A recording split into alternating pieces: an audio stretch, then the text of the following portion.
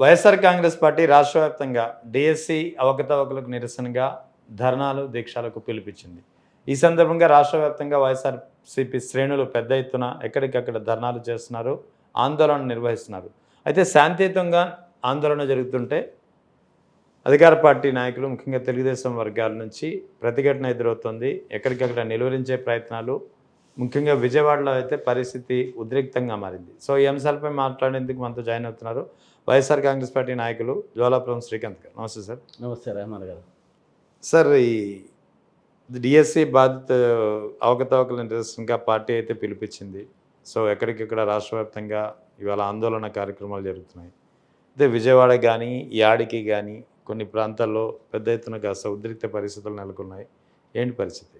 జగన్మోహన్ రెడ్డి గారి ఆదేశాలు, వైఎస్ఆర్ కాంగ్రెస్ పార్టీ పిలుపు మేరకు శాంతియుతంగా 2025 డిఎస్సిలో అక్రమాలు చోటు చేసుకున్నాయన్న విషయము విద్యార్థులకి అందరికీ కూడా తెలిసిన విషయమే. గతంలో అయితే దేశంలో నీట్లో ఎలా జరిగాయో మన ఆంధ్రప్రదేశ్లో ఇలా డిఎస్సిలో అక్రమాలు జరిగాయి అన్నది అందరూ కూడా విద్యార్థులు తెలుసుకున్నారు. విద్యార్థులకు మద్దతుగా వైఎస్ఆర్ కాంగ్రెస్ పార్టీ ప్రతి ఒక్క కాన్స్టిట్యున్సీలో, ప్రతి ఒక్క జిల్లాలో జగన్మోహన్ రెడ్డి గారి పిలుపు మేరకు, వారి ఆలోచన మేరకు వైఎస్ఆర్ కాంగ్రెస్ పార్టీ శ్రేణులంతా కూడా విద్యార్థులకు అండగా ఉండడం జరుగుతూ ఉంది. ఎందుకంటే నష్టపోయినది వాళ్ళే. అంటే ప్రతి ఒక్క కార్యక్రమంలో రాష్ట్రంలో ప్రతి ఒక్క అన్ని వర్గాలు, అన్ని కులాలు నష్టపోతున్నాయి. కానీ విద్యార్థులను నష్టపోవడం అనేది, డిఎస్సిలో అక్రమాలు చోటు చేసుకోవడం అనేది విద్యాశాఖ మంత్రిగా నిజంగా లోకేష్ బాబు గారు వెంటనే రాజీనామా చేయాలి. ఇంతవరకు కూడా ఈ విద్యార్థి సంఘాలు కానీ, వైఎస్ఆర్ కాంగ్రెస్ పార్టీ శ్రేణులు కానీ ఈ నిరాహార దీక్షలు, ఈ యొక్క నిరసనలు తెలపక ముందే నాకు తెలిసి కొంచెం కూడా మామూలుగా ఆలోచిస్తే, ఇప్పుడు సెంటర్లో చూసాం నీట్ ఎగ్జామ్, దానికి అక్రమాలు జరిగాయన్నారు, వెంటనే మంత్రి రాజీనామా చేశారు. ఇక్కడ కూడా లోకేష్ బాబు గారు వెంటనే రాజీనామా చేయాలి. ఎందుకంటే చేత కాలేదు అతనికి. విద్యాశాఖ మీద ఉన్న పట్టు లేదు, కానీ మిగతా అన్ని శాఖల మీద అతను పట్టు సంపాదించుకోవాలని, ఏదో ఈరోజు కాదు నేను రేపు ముఖ్యమంత్రి అయిపోవాలని అనే ఉద్దేశంతో వారు ఉన్న శాఖను విస్మరించి ఈ యొక్క దుస్థితికి తీసుకురావడం జరిగింది. ఈరోజు చూద్దాం, విజయవాడ నడిబొడ్డున మల్లాది విష్ణు గారు మొదటగా జరిగిండేది అక్కడే.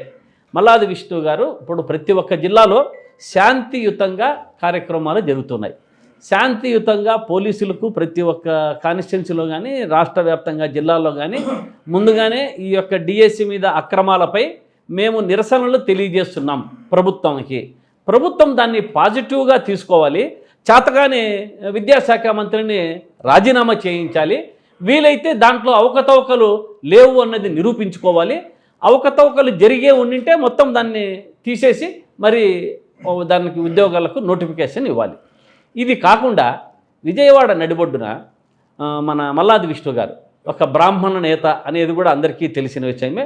మల్లాది విష్ణు గారి కాన్స్టిట్యున్సీలో బ్రాహ్మణులు అధికంగా ఉంటారు. ఏది ఏమైనా ఈరోజు నిజంగా వారు బోండా ఉమానా లేకుంటే గుండా ఉమానా అనేది పార్టీని నిర్ణయించాలి. గతంలో చూసాం, దాదాపు బోండా ఉమా గారికి పార్టీకి ఏదో మధ్యలో గ్యాప్ ఉన్నట్లుంది. మొన్న కాపుల సభలో కూడా బోండా ఉమా గారు ప్రభుత్వాన్ని విమర్శించినట్లు కూడా మాట్లాడడం మనం అందరం చూసాం. డిబేట్లలో కూడా మాట్లాడడం జరిగింది. ఆ ప్యాచప్ చేసుకోవడానికి లేకుంటే ప్రభుత్వాన్ని మెప్పించడానికి అతను ఒక గుండాలందరినీ వెంటేసుకొని మల్లాది విష్ణు గారు మరియు వారి యొక్క అనుచరులు, వైఎస్ఆర్ కాంగ్రెస్ పార్టీ శ్రేణులు అంతా కూడా శాంతియుతంగా ధర్నాలు జరుపుతూ ఉంటే అక్కడికి వారిపై కోడిగుడ్ల మీద దాడి. ఎంత ఇదండి ఇది, కోడిగుడ్లతో దాడి. ఒక బ్రాహ్మణుని మీద, ఒక బ్రాహ్మణ నేత మీద అంటే కోడిగుడ్లతో దాడి. ఎక్కడికి వెళ్తున్నారు మీరు? మీ ప్రభుత్వం ఏమే అరాచక ప్రభుత్వమా, అవినీతి ప్రభుత్వము? ఇవన్నీ కూడా మీరు చేస్తున్నది చేసి ఒక బ్రాహ్మణ నేతపై కోడిగుడ్లతో దాడి చేయడం అన్నది నిజంగా మా యొక్క బ్రాహ్మణ సంఘాలు కానీ, నేను ఒక వైసీపీ నేత కానీ పూర్తిగా ఖండిస్తున్నా ఈ అరాచక ప్రభుత్వాన్ని. మనము అక్కడ జరుగుతున్నది డిఎస్సి.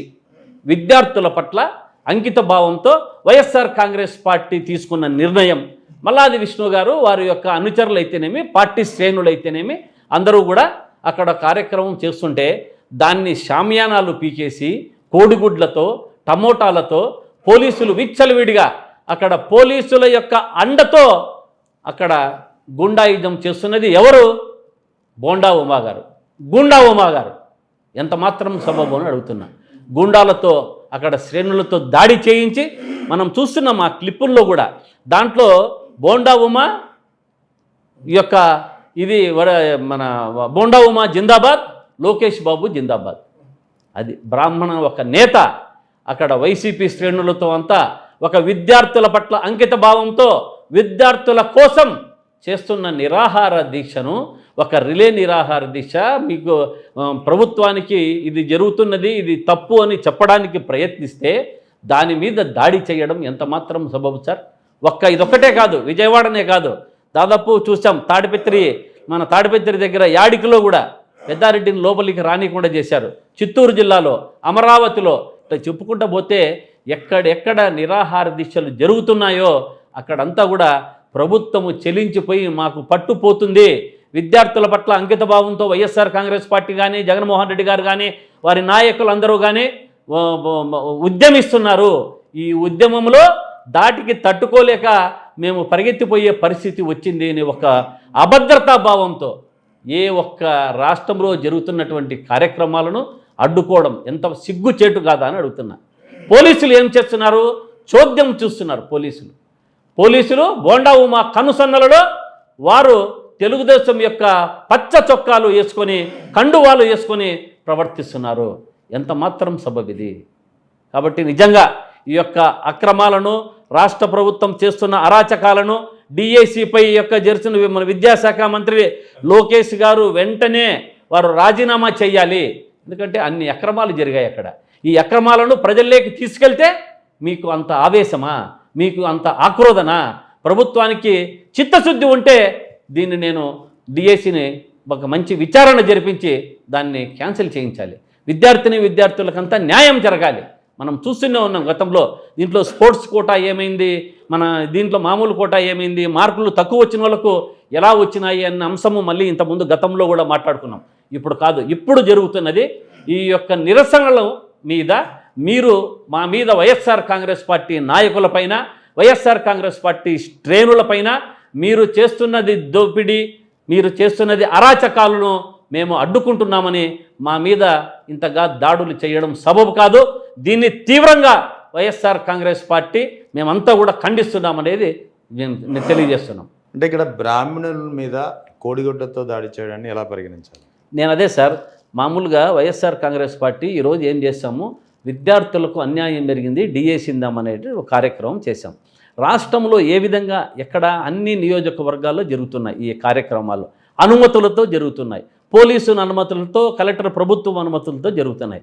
ఒక బ్రాహ్మణ నేత అంటే నాకు తెలిసి ఒక బ్రాహ్మణ నేత ఆయన ఉన్నాడంటే దాదాపు ఇంకొక 100 మందిలో కూడా బ్రాహ్మణులు అక్కడ నియోజకవర్గాల్లో అన్ని సామాజిక వర్గాలతో పాటు మా వాళ్ళు కూడా అక్కడ ఉండే పరిస్థితి. కానీ ఒక బ్రాహ్మణ నేత అని తెలిసి అతని మీద కోడిగుడ్లు విసరడం అనేది ఎంత మాత్రం సబబు? దీన్ని తీవ్రంగా ఎందుకంటే చూసుకోవాలి, మన విజయవాడ నగరంలో ఉన్నటువంటి బ్రాహ్మణులంతా అప్రమత్తం కావాలి. మీరు పోయిన ఎన్నికలలో మన నాయకుడైనటువంటి జగన్మోహన్ రెడ్డి గారు సీట్ ఇస్తే ఒక బ్రాహ్మణ నేతను మీరు విస్మరించి దాదాపు 60-50 వేల మంది ఉన్నటువంటి బ్రాహ్మణులు కూడా తెలుగుదేశంకు వేశారు అన్నది వాస్తవం. ఈరోజు జరిగిన పరిస్థితి గమనిస్తే మన మీద ఈరోజు కోడిగుడ్లు, రేపు ఏమేమి జరుగుతాయో, ఈ ప్రభుత్వం ఏమేమి జరుగుతుందో, ఏమేమి చేస్తుందో, ఈ అక్రమాలతో మనము ఏమైపోతామో అన్నది గమనించాలి.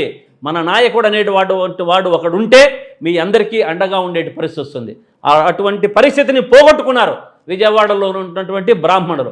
కానీ ఈరోజు ఒక బ్రాహ్మణుడి పైన కోడిగుడ్లు విసిరి, అక్కడ ఉన్నటువంటి వారిపైన కూడా కోడిగుడ్లు విసిరినా కూడా మనము గమ్మన ఉండే పరిస్థితి వస్తే రేపు పొద్దున్నే మనం విజయవాడ నగరంలో తిరగలేము. మనకి ఈ మధ్యలోనే ఎప్పుడే చూస్తున్నాం, భూదందాలు అక్కడ ఉన్నటువంటి బ్రాహ్మణుల యొక్క భూములు చాలా మాత్రం ఆక్యుపై చేసుకున్నారు, అవన్నీ అక్రమాలు చేసుకుంటారు. అక్రమాలు చేసి ఆ భూములంతా లాక్కోవడం జరిగింది. 2-3 రోజుల కింద ధర్నాలు కూడా చేశారు బ్రాహ్మణులు. ఇటువంటి పరిస్థితుల్లో ఉన్నాము. కాబట్టి విజయవాడ నగరంలో ఉన్నటువంటి బ్రాహ్మణులు గమనించుకోవాలి. మన రాష్ట్రంలో ఉన్నటువంటి ఒక బ్రాహ్మణుని అక్కడ ఉన్నటువంటి నియోజకవర్గంలో పోగొట్టుకున్నాం. ఇప్పుడైనా మీరు ఆలోచించి వచ్చే ఎన్నికలలో మన మల్లాది విష్ణు గారిని గెలిపించాలని చెప్పి నేను ఈ ముఖంగా ఈరోజు జరిగినటువంటి కార్యక్రమాన్ని దృష్టిలో పెట్టుకొని మన పైన జరిగినటువంటి కోడిగుడ్ల దాడిని మీరందరూ కూడా దృష్టిలో పెట్టుకోవాలని చెప్పి నేను అక్కడ ఉన్నటువంటి బ్రాహ్మణులందరికీ కూడా తెలియజేస్తున్నా.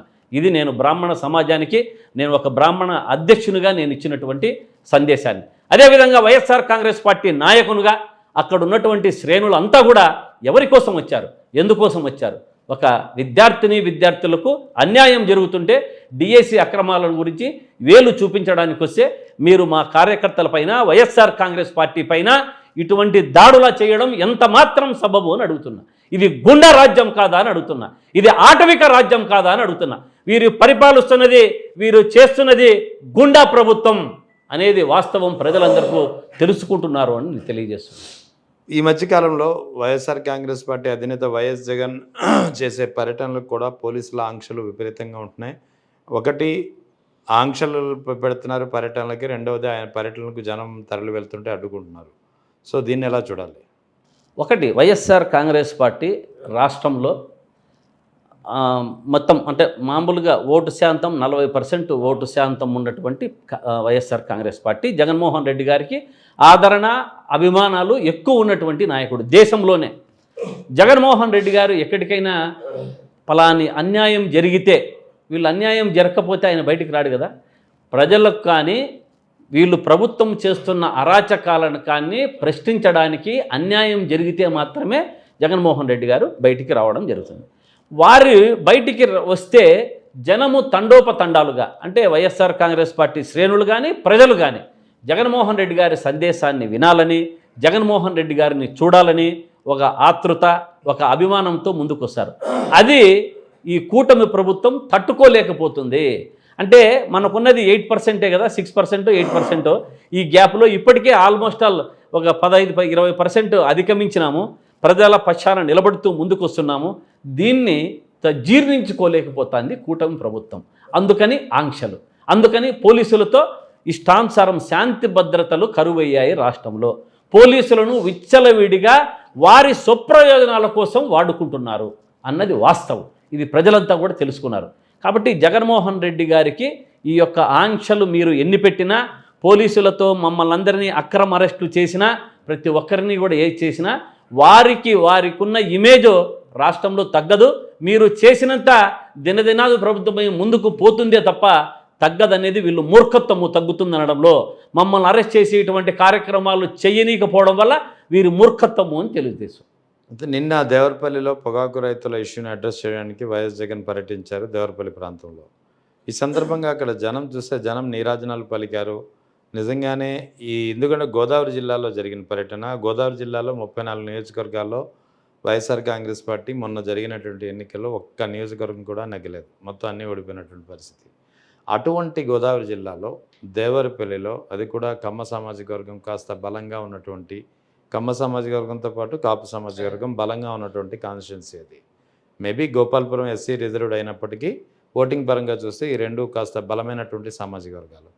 అటువంటి చోట్ల గోదావరి జిల్లాలో ఇంత పెద్ద ఎత్తున సందోహం కనిపించి, జన సందోహం కంటే నేనైతే జన ప్రవాహం అంటాను. ఎలా చూడాలి ఈ పరిణామం? దీన్ని రానున్న రాజకీయ పరిణామాలకు ఇదేమైనా మార్పుగా పరిగణించవచ్చు? తప్పకుండా. ఇది మీరు అన్నట్లు జన ప్రవాహమైన, జన సంద్రమైన, జన సందోహము ఇవన్నీ ఎన్నైనా పెట్టుకోవచ్చు.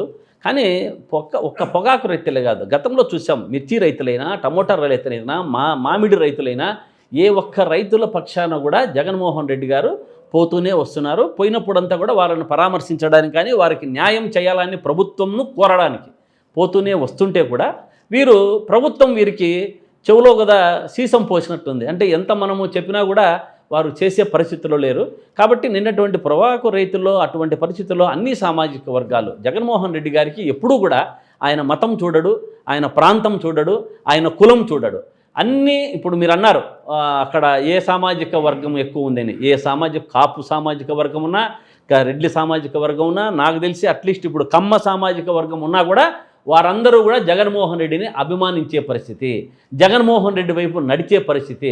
ఎందుకంటే ఈ రాష్ట్రంలో ఇప్పుడు జరుగుతున్నటువంటి గత 2 ఏళ్లుగా జరుగుతున్నటువంటి డైవర్షన్ పాలిటిక్స్, ఈ 2 ఏళ్లుగా జరుగుతున్నటువంటి అసమర్థ పాలన, ఈ 2 ఏళ్లుగా జరుగుతున్నటువంటి ఏమీ చేయలేక ఆడలేక మధ్యల మీద పడుతూ ప్రతి ఒక్కరోజు నిత్యము డైవర్షన్ పాలిటిక్స్తో ఉన్నది నిమగ్నం అయిపోయింది ఈ ప్రభుత్వం. ఇటువంటి ప్రభుత్వానికి ప్రజలు ఎప్పుడెప్పుడు బుద్ధి చెబుదామా అనే పరిస్థితుల్లో అన్ని సామాజిక వర్గాలు, అన్ని కులాలు, అన్ని మతాలు ముందుకు వచ్చి నడుము బిగించే పరిస్థితి వచ్చింది. అందుకనే ఆ జన సముద్రం, దాంట్లో ఎటువంటి డౌటు లేదు. ఇటువంటి వాళ్ళు వీళ్ళు అడ్డంకులు వేసినా కూడా జగన్మోహన్ రెడ్డి గారిని అభిమానిస్తూనే ఉంటారు అన్నది వాస్తవం. గోదావరి జిల్లాలో ఈ రకమైనటువంటి స్పందనకి అవి ఎలా కనిపించడం దేనికి సంకేతం అంటే ఏం చెప్తారు? అంటే గోదావరి జిల్లాలో ఫస్ట్ స్పందన అంటే ఎప్పుడైనా కానీ అంటే ఒక మనకు సాంప్రదాయం కానీ కొంచెం అడ్వాన్స్ కల్చర్ కానీ వచ్చేటువంటిది ఎటువంటి దీంట్లో వస్తుంది, సముద్ర తీరాన మాత్రమే వస్తుంది. బాగా గుర్తుపెట్టుకోవాలి. ఎందుకంటే మనం చూస్తాం చెన్నై నుంచి కానీ, నెల్లూరు కానీ, ఇట్లా విజయవాడ కానీ, విశాఖపట్నం కానీ, ఇట్లా ఎక్కడెక్కడైతే వాటర్ సోర్సెస్ ఎక్కువ ఉంటాయో అక్కడ వారికి సంపాదన ఎక్కువ ఉంటుంది, కొంచెం ఆలోచన విధానం ఎక్కువ ఉంటుంది, కొంచెం ముందు అడుగులేసేది ఉంటుంది. దానివల్ల నేను మొదటిగా గోదావరి జిల్లాల నుంచే జగన్మోహన్ రెడ్డి గారి యొక్క పట్టం కట్టడానికి అంకురార్పణం చేశారు అన్నది నేను అనుకుంటున్నాను. ఎందుకంటే మొన్న ఎన్నికల్లో గోదావరి జిల్లాలో అసలు ఒక్క సీట్ కూడా రాలేదు. అవి ఉమ్మడి ఉభయ గోదావరి జిల్లాలో, తూర్పుగోదావరి కానీ పశ్చిమ గోదావరి. ఇదైతే పశ్చిమ గోదావరి జిల్లా దేవరపల్లిలో జరిగింది. అటువంటి చోటనే ప్రభంజనం స్టార్ట్ అయ్యిందంటే ఇంక వీళ్ళు భూస్థాపితం అవ్వడది కూటమి ప్రభుత్వం ఖాయం అనేది గుర్తుపెట్టుకోవాలి. ఎందుకంటే మీరు ఇంతకుముందు కాపు సామాజిక వర్గం గురించి ఎత్తారు. పవన్ కళ్యాణ్ గారి గురించి ఏదో కాపు సామాజిక వర్గం అనుకుంటున్నారు, కానీ ఇప్పుడు కాపు సామాజిక వర్గం అంతా కూడా పవన్ కళ్యాణ్ గారికి వ్యతిరేకంగా ఉంది. పవన్ కళ్యాణ్ గారు ఇప్పుడు కులముతో ఆయన ఎన్నికల ముందు కులము వద్దు అంటారు, ఎన్నికలకు వచ్చిన తర్వాత ప్రచారానికి వచ్చినప్పుడు కులము ఉండాలి, మనకు మీరందరూ ఓట్లు వేస్తే కదా నేను ముఖ్యమంత్రి అవుతాను అన్న సందర్భాలు చాలా చూసాం. అతను ఓ పక్క కులం వద్దుంటేనే కులం కావాలంటాడు, ఓ పక్క రాజ్యాంగం అంటాడు, ఒక పక్క నేను నాస్తికున్నంటాడు, ఒక పక్క ఆస్తికున్నంటాడు, ఓ పక్క ఆస్తి లేదంటాడు. కానీ ఇటువంటి పవన్ కళ్యాణ్ గారు కూడా రాష్ట్ర ప్రజలు కానీ కులము కానీ ఎవరు నమ్మే పరిస్థితుల్లో లేరు. కాబట్టి ఏదైతే జగన్మోహన్ రెడ్డి గారి వల్ల న్యాయం జరుగుతుందని, ఇంతకుముందు గతంలో ఏమి జరిగిందనేది రాష్ట్ర ప్రజలంతా కూడా బాగా మనిషిగా బేజూరు చేసుకుంటున్నారు. ఈ సందర్భంలో నాకు ఈ స్పందన కానీ గోదావరి జిల్లాల నుంచే అక్కడ అంకురార్పణం స్టార్ట్ అయింది. అంటే జగన్మోహన్ రెడ్డి గారికి వచ్చే ఎన్నికలలో 2029లో పట్టం కట్టడం ఖాయం అనేది స్పష్టంగా కనపడుతుంది. ఇక్కడ గోదావరి జిల్లాలో బలమైనటువంటి సామాజిక వర్గం కాపు సామాజిక వర్గం. ఓటింగ్ పరంగా చూస్తే దాదాపు ఏ నియోజకవర్గం తీసుకున్నా మీరు ఎంత లేదన్నా సరే 25 నుంచి 35% ఓటింగ్ కలిగి ఉన్నటువంటి బలమైనటువంటి సామాజిక వర్గం. 2 ఉమ్మడి ఉభయ గోదావరి జిల్లాలోని 34 నియోజకవర్గాల్లో ఇదే పరిస్థితి. ఈవెన్ 5 పార్లమెంట్ స్థానాల్లో కూడా ఇదే పరిస్థితి. సో అంటే కాపుల్లో కూడా ఒక చీలిక వచ్చిందా? కాపులు పెద్ద ఎత్తున ఈసారి వైఎస్ఆర్ కాంగ్రెస్ పార్టీకి పట్టం కట్టబోతున్నారా? దానికి సంకేతమే నిన్న వైఎస్ జగన్ పర్యటన.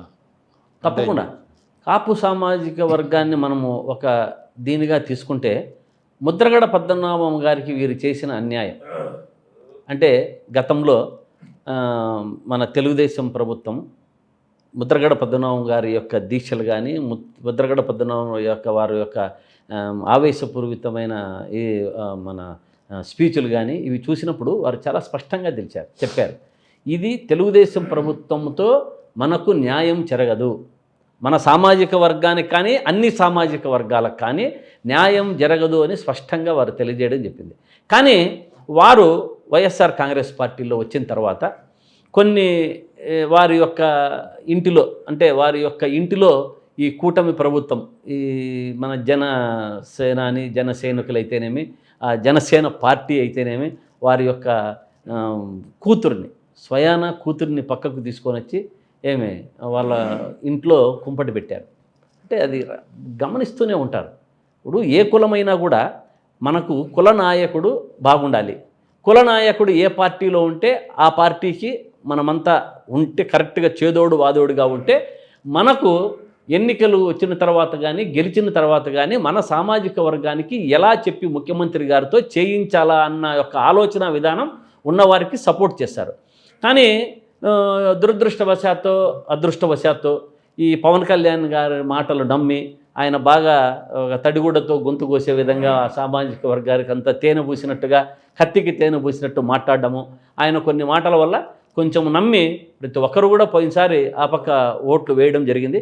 కానీ ఇప్పుడు పరిస్థితుల్లో కాపులు ముద్రగడ పద్మనాభం గారి యొక్క జరిగిన అన్యాయాన్ని అందరూ దృష్టిలో పెట్టుకున్నారు.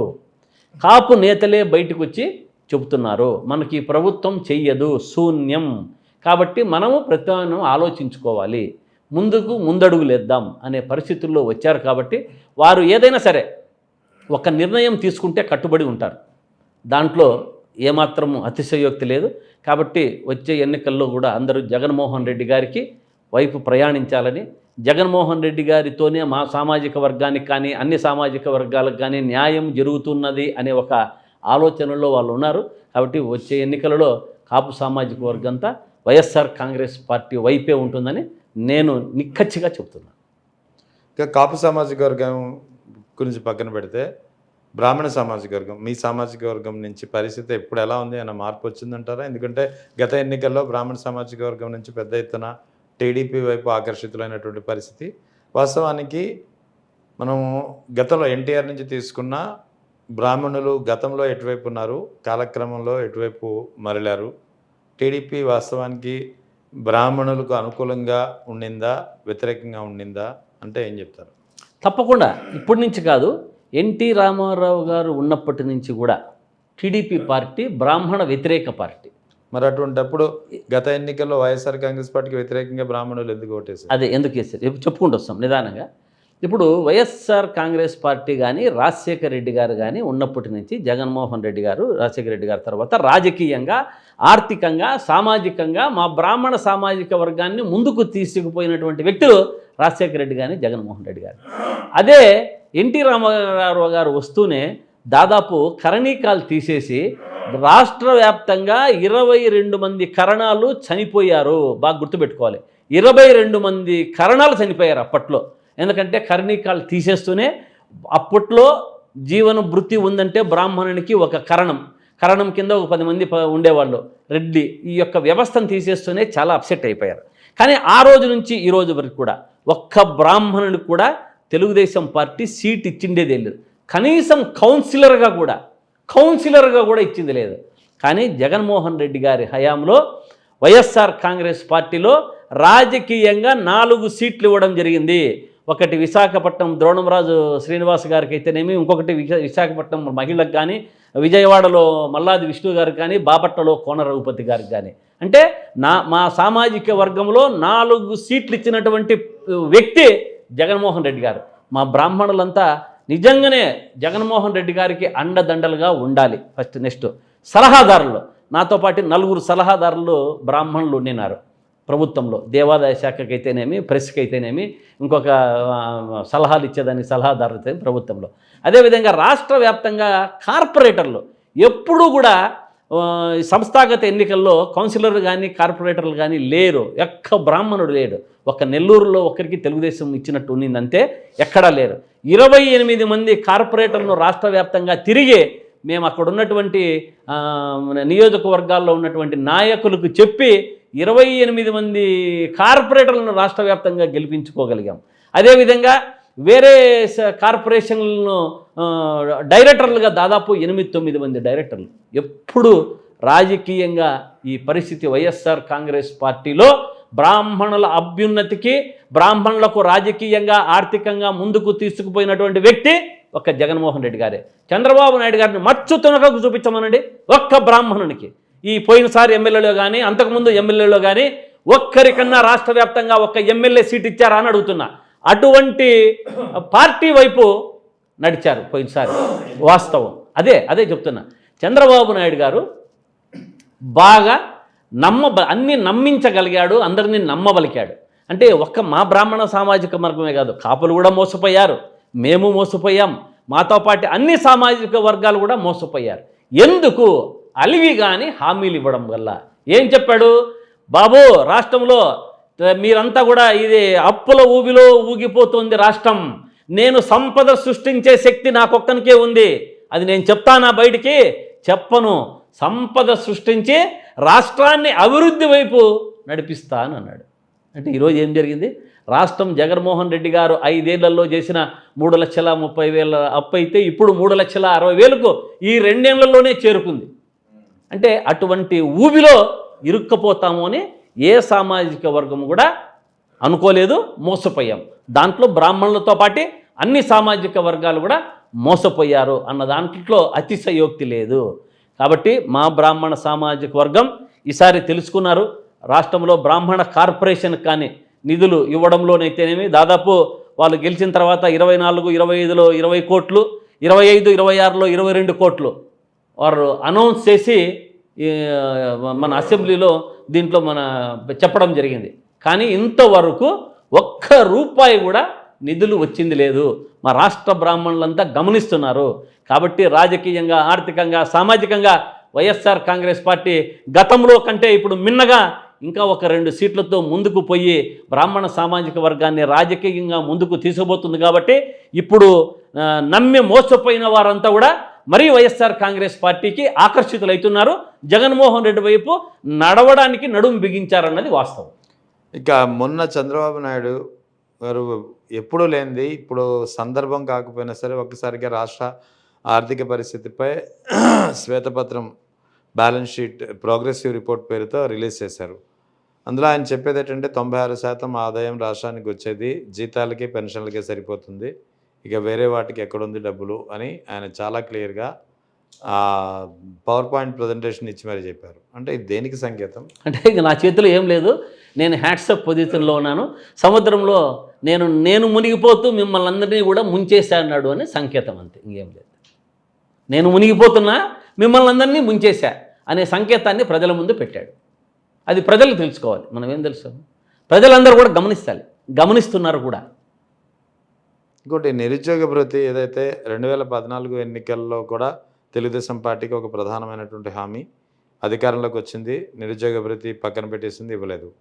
మళ్ళీ 2024లో కూడా సూపర్ 6లో అదే ప్రధానమైనటువంటి హామీ, మళ్ళీ ఇప్పటి వరకు 2 ఏళ్ళు దాటేసింది, ఇప్పటివరకు దాని గురించి పట్టించుకున్న పాపం లేదు. మొన్న చంద్రబాబు నాయుడు అంటున్నారు 20 లక్షల ఉద్యోగాలు లేదా నిరుద్యోగ భృతి ఒకటి ఇస్తానని చెప్పాను, నేను 20 లక్షల ఉద్యోగాలు ఇచ్చేసాను కాబట్టి ఇది ఇవ్వనంటున్నారు. ఇది ఇచ్చేసాను కాబట్టి ఇవ్వనంటున్నారా, లేదా ఇది ఇచ్చారా లేదా, అసలు వాస్తవం ఏంటి?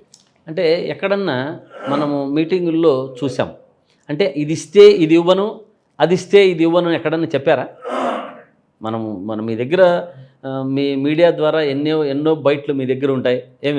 అప్పటికి ఎన్నికలలో జగన్మోహన్ రెడ్డి గారి యొక్క ప్రభంజనాన్ని, జగన్మోహన్ రెడ్డి గారి యొక్క సంక్షేమ పథకాలు ఇస్తున్న దాన్ని అడ్డుకోవాలా, గతంలో కూడా అడ్డుకుంటూనే వచ్చారు. కానీ ఈ ఎన్నికల్లో ఇలాగే జగన్మోహన్ రెడ్డి గారిని మనం వదిలిపెడితే మనం ఎటువంటి పరిస్థితుల్లో ఇంకా మన పార్టీ, తెలుగుదేశం పార్టీ భూస్థాపితము అన్నది ఒక ఆలోచన. ఎందుకంటే ఆయన విజనున్న నాయకుడు కాబట్టి తెలుసుకుంటాడు. దానివల్ల అతను ఇది జనసేనని, బీజేపీని నానా రకాలుగా ఎన్ని విధాలుగా అయితే అన్ని విధాలుగా కలిసి జగన్మోహన్ రెడ్డి గారిని ఎటువంటి ప్రభుత్వం రానికుండా చూడాలని అనుకున్నారు.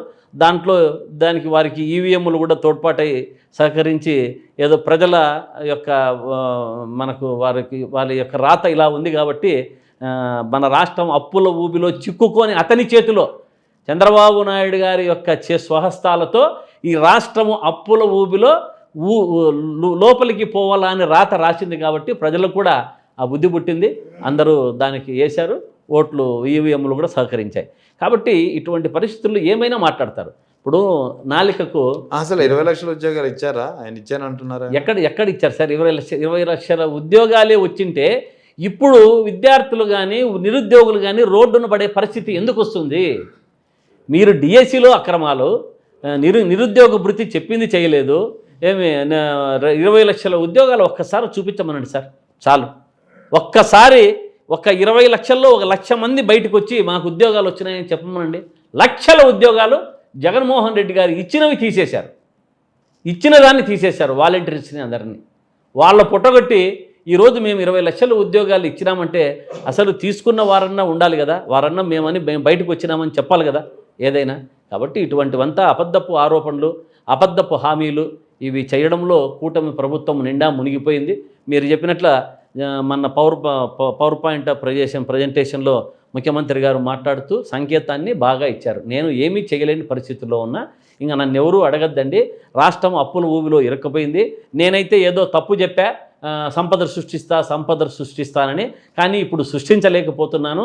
రాష్ట్రం ఇచ్చిండేది, కేంద్రం ఇచ్చిండేది వడ్డీకి సరిపోతా ఉంది. అదే చెప్పాడు కదా, కేంద్రం ఇచ్చిండేది వడ్డీకి సరిపోతుంది, మన లాభము దీనికి సరిపోతుంది. కాబట్టి సంక్షేమ పథకాలకు నేను ఇంకా సున్నా చుట్టేదానికి రెడీగా ఉన్నాను అని వాస్తవాలు చెప్పినాడు మొన్న. అంటే ప్రతిసారి ఆయన నిరుద్యోగ భృతి విషయంలోనే మాట తప్పుతుంటారు.